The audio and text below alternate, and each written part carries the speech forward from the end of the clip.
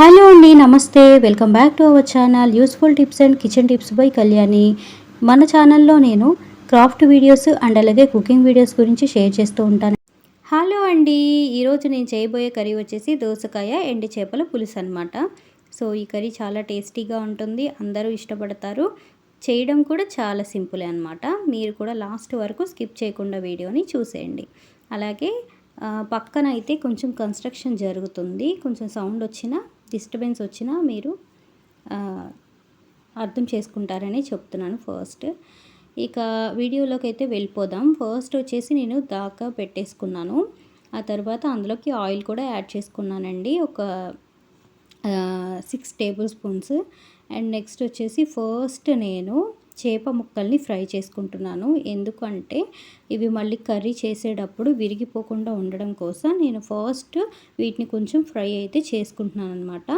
చూసారు కదా, ఈవెన్గా అన్నీ ఫ్రై అయ్యేటట్టుగా నేను ఆయిల్ అనేది స్ప్రెడ్ చేసుకున్నాను.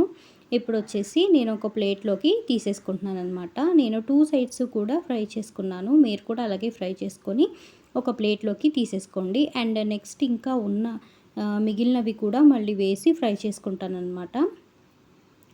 సో చాలా థ్యాంక్స్ అండి, నాకు సబ్స్క్రైబర్స్ వస్తున్నందుకు చాలా హ్యాపీగా ఉంది. మెయిన్ అంటే పెద్ద వీడియో నుంచి ఒక్కరు సబ్స్క్రైబ్ చేసుకున్నా నాకు చాలా హ్యాపీగా ఉందన్నమాట. అందరికీ పేరు పేరున థ్యాంక్స్ అయితే నేను చెప్తున్నాను. ఇప్పుడు ఫ్రై చేసేసిన తర్వాత ఈ ఆయిల్ ఉంది కదా, దానిలో డైరెక్ట్గా పచ్చిమిర్చిని ఆనియన్స్ని వేసి ఫ్రై చేసేసుకుంటున్నాను ఫ్రెండ్స్. ఇవి కాస్త దూరగా ఫ్రై చేసుకోవాలి.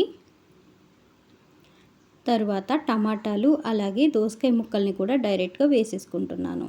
ఈ రెండు కూడా చక్కగా మగ్గిపోతాయి. ఎందుకంటే ఈ దోసకాయలో వాటర్ కన్సిస్టెన్సీ ఉంటుంది కాబట్టి త్వరగా అనేది వాటర్ అనేది రిలీజ్ అయ్యి టమాటాలు కూడా మంచిగా మగ్గుతాయి అన్నమాట.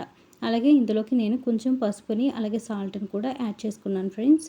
ఇప్పుడు మరింత వాటర్ అనేది రిలీజ్ అవుతుంది. చూసారు కదా, ఈ టైంలో మనం కారం అనేది వేసేసుకోవాలి.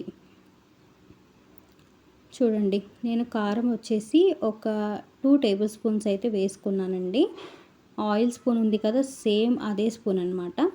తర్వాత కారం అనేది ఆయిల్లో బాగా ఫ్రై అయిపోయిన తర్వాత ఈ ఎండి చేప ముక్కలు అనేది నేను వేసేసుకుంటున్నాను. వేసేసుకొని ఇలా కలుపుతున్నాను కదా, కలిపినప్పుడు ముక్క విరిగిపోకుండా ఉండడం కోసమే ఫస్ట్ నేను ఫ్రై చేసుకున్నాను అనమాట. చూసారు కదా, ఇప్పుడు మరి ఒకసారి కలిపేసుకున్న తర్వాత ఇలా వాటర్ అనేది యాడ్ చేయాలి. అంటే కారం అనేది ఆయిల్లో ఫ్రై అవ్వాలన్నమాట, లేదంటే కర్రీ అసలు బాగోదు.